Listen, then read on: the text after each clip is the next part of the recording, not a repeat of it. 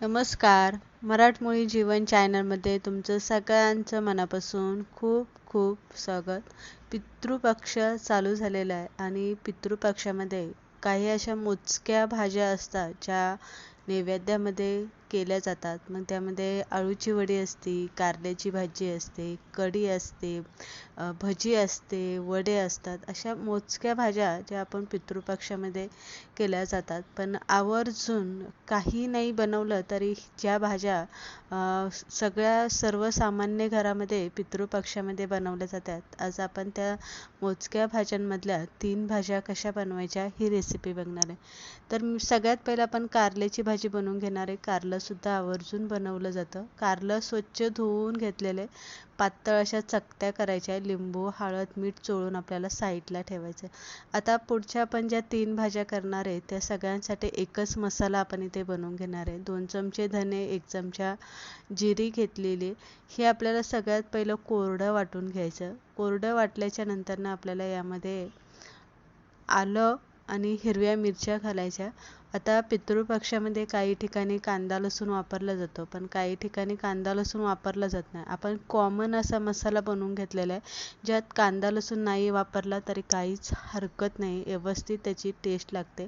तर पाणी न घालताच आपण हा मसाला इथे बनवून घेतलेला आहे. तोपर्यंत इथे तुम्ही बघू शकताय कारल्याला छान असं पाणी सुटलेलं आहे. आता मी इथे लिंबू का पिळलेले. अनेकदा आपण हळद मीठ लावून ठेवतो, पण लिंबू सहजासहजी कोणी त्यामध्ये लावून ठेवत नाही. लिंबू लावल्यामुळे ना एक कडवटपणा जो असतो तो कमी होतो. आणि दुसरी गोष्ट म्हणजे कारल्याला चवसुद्धा चांगली येते. हाताने आपल्याला कारल्याचे जे आपण काप घेतलेले ते असे पिळून घ्यायचे. त्यानंतर परत एकदा आपल्याला काय करायचं, 2 पाण्याने कारली चांगली धुवायची. कारण शक्यतो ना कारलं हे खूप कडू असतं आणि कडू असल्यामुळे अनेक जण खाण्याचं टाळत असतात. पण या पद्धतीने जर आपण पूर्ण असं काळजीपूर्वक जर बनवले तर त्याच्यातला जो कडवटपणा आहे तो पूर्णतः कमी होत नाही, पण अंदाजे बहुतेक तो चांगला कमी होतो आणि त्यानंतरनं सगळे आवडीने खातात. तर आपण परत एकदा 2 पाण्याने व्यवस्थित पिळून घेतलेले. त्यानंतरनं कढईमध्ये आपण तेल घालायचं आहे, जिरी मोहरी घालायची. केलेला मसाला 1 चमचा म्हणजे जो ठेचा आपण बनवून घेतलेला आहे 1 चमचा घालून थोडंसं तेलामध्ये परतून द्यायचं आणि त्यानंतरनं कारल्याच्या ह्या चकत्या यामध्ये घालून घ्यायच्या. त्यासुद्धा आपल्याला तेलामध्ये चांगल्या अशा परतून घ्यायच्या आहे, म्हणजे कडवटपणा जो असतो तो थोडासा आणखी कमी होतो. आणखी कमी कमी म्हणता कारलं फारच कमी कडू लागतं आणि सगळे आवडीने खातात.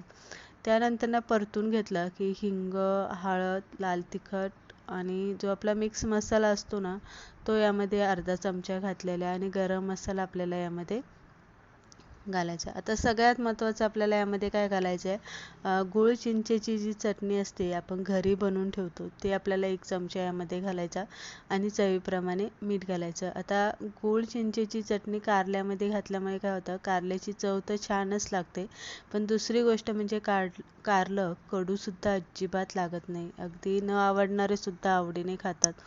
थोडंसं आपल्याला हलवून घ्यायचं आणि त्यानंतर झाकण आपल्याला ठेवायचं. अगदी 10 मिनिटामध्ये आपली ना ही कारल्याची सुक्की भाजी बनवून इथे तयार झाली आहे. छान अशी चटपटीत चमचमीत आपलं कारलं नैवेद्यासाठी बनवून तयार झालेलं आहे. आता इथे मी कांदा लसणाचा कसलाच वापर केलेला नाही, कारण आपण पितृपक्षाच्या नैवेद्यासाठी आपण ही भाजी किंवा रेसिपी बघत असल्यामुळे मी इथे कांदा लसणाचा वापर केलेला आहे. कारल्याची भाजी बनवून तयार झालेली आहे. त्यानंतरनं सगळ्यात महत्त्वाचं म्हणजे आळूची वडी बनवली जाते.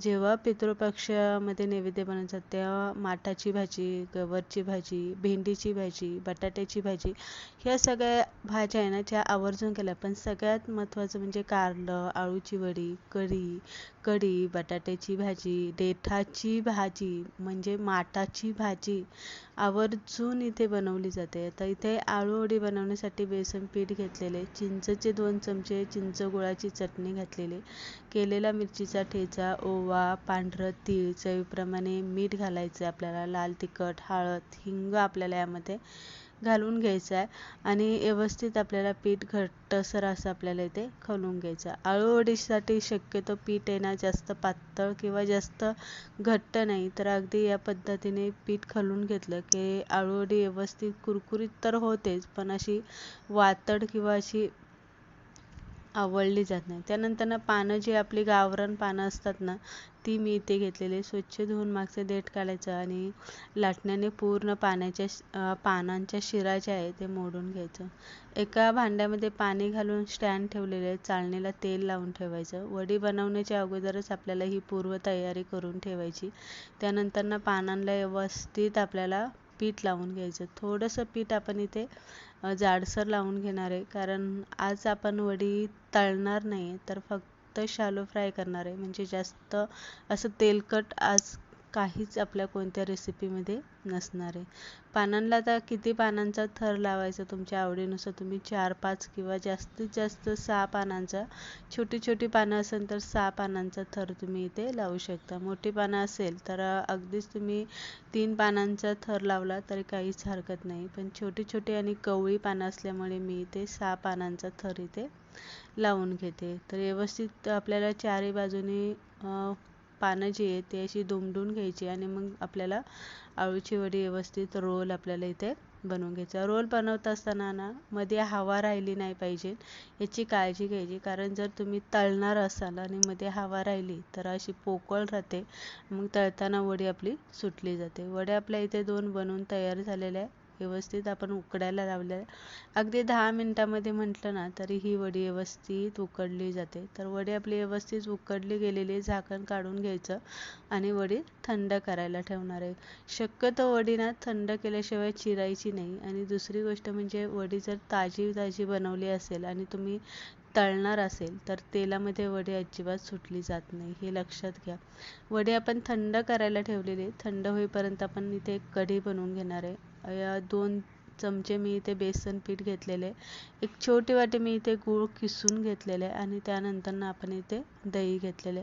आता किती लोकांसाठी किंवा किती तुम्हाला दही बनवायची त्यानुसार तुम्ही इथे पीठ आणि दह्याचं प्रमाण आपल्या अंदाजानुसार घेऊ शकता. मिक्सरला आपल्याला फेटून घ्यायचे हे सगळं. मग कढईमध्ये पळीभर तेल घातलेले. जिरी मोहरी आपल्याला घालून घ्यायची. तडतडली की नंतर आपण जो मसाला म्हणजे ठेचा बनवून घेतलेला आहे तो 1 चमचा घालायचा. कढीपत्ता आपल्याला यामध्ये घालून हलकासा अर्धा मिनिटभर तेलामध्ये परतून घ्यायचा. हळद, हिंग आपल्याला यामध्ये घालायचं आहे आणि बारीक चिरलेली कोथिंबीर घालून आपल्याला हे परत अर्धा मिनिटभर तेलामध्ये चांगलं परतून घ्यायचं. परतल्याच्या नंतर फेटून घेतलेलं दही यामध्ये घालायचं. अंदाजानुसार पाणी घालायचं. आता इथे दही जास्त पातळही बनवायची नाही किंवा जास्त घट्टसुद्धा बनवायची नाही, मीडियम बनवायची आहे. त्यामुळे अंदाजानुसार तर त्यामध्ये पाणी घालून घ्यायचं. चवीप्रमाणे मीठ घ्यायचं. आणि कढी अनेकदा आपण जेव्हा बनवतो तेव्हा कढी फुटली जाते, पण कढी फुटू नये म्हणून उकळी येईपर्यंत कढीला सारखी हलवत राहायची, म्हणजे कढी एकसंग अशी उकळली जाते आणि कढी फुटत नाही. तर इथे आपली कढी बनवून तयार झालेली आहे. अजून थोडा वेळ आपल्याला कढी इथे उकळत ठेवायची, कारण आपण त्यामध्ये बेसन पीठ घातलेलं आहे. तर अगदी 10 मिनिटामध्ये सुद्धा आपली कढी इथे चांगली बनून तयार झालेली आहे. कढी बनवून तयार झालेली आहे. तोपर्यंत आपण थंड करायला आळूच्या वडी जे थंड करायला ठेवली होती, थंड झाल्याच्या नंतर आपल्याला आळूची वडीच्या बारीक बारीक अशा चकत्या करून घ्यायच्या. आता कट करताना ना आपण तळणार नाही आहे, शॅलो फ्राय करून घेणार आहे. त्यामुळे त्या जरासं अशा पातळ अशा आपल्याला कट करून घ्यायच्या आहे वड्या. जर तुम्ही तळणार असाल तर इतक्याशा पातळ करू नका, थोड्याशा जाड अशा कट करून घ्या. जर पातळ एवढ्या केल्या तर तळताना त्या फार करपू शकतात आणि खूप कडक होऊ शकतात. त्यामुळे त्या तळायच्या असेल तर थोड्याशा जाड अशा चकल्या तुम्ही कट करून घ्या. पण पॅनवरती शॅलो फ्राय करायचं होतं म्हणून मी अशा पातळ अशा कट करून घेतलेल्या. पॅनवरती तेल घालून घ्यायचं आणि मग एक एक वडी आपल्याला या पद्धतीने व्यवस्थित ठेवायची आणि कडेने तेल सोडायचं. तर याच पद्धतीने बाकीच्या सगळ्या इथे ठेवून घेतलेल्या आहे. ठेवून घेतल्याच्या नंतर ना वरणंसुद्धा आपल्याला थोडंसं तेल घालायचं आणि अगदी 5 मिनिटानंतर आपल्याला इथे उलट्या करून घ्यायच्या. आता 5 मिनिटानंतर मी इथे तुम्हाला काय सांगितलं आहे, तर गॅस एकदम मी बारीक केलेला आहे आणि बारीक गॅसवरतीच आपल्याला ह्या वड्या शॅलो फ्राय व्यवस्थित करून घ्यायच्या. दोन्ही साईडने असा गोल्डन सोनेरी कलर आला पाहिजे, असा खाताना जरासा कुरकुरीतपणा जाणवला पाहिजे, कचवटपणा अजिबात जाणवला नाही पाहिजे. एकदम छान लागतात. तळण्यापेक्षा शॅलो फ्राय केलेली वडी कधीही उत्तम लागते, कारण जास्त तेलकट सुद्धा नसते, व्यवस्थित ती भाजली सुद्धा जाते आणि मंद गॅसवरती पॅनवरती व्यवस्थित ती पाचली जाते. तर इथे झाले आपले आळूची वडी सुद्धा आपली इथे बनवून तयार झालेली, खीर बनवलेली आणि कारले बनवून गेलेले. तर आजच्या या 3 रेसिपी मी खास करून पितृपक्षामध्ये बनवल्या जातात. नैवेद्यामध्ये ह्या खास करून यांना आवर्जून महत्त्व आहे. तुम्हाला ही रेसिपी कशी वाटली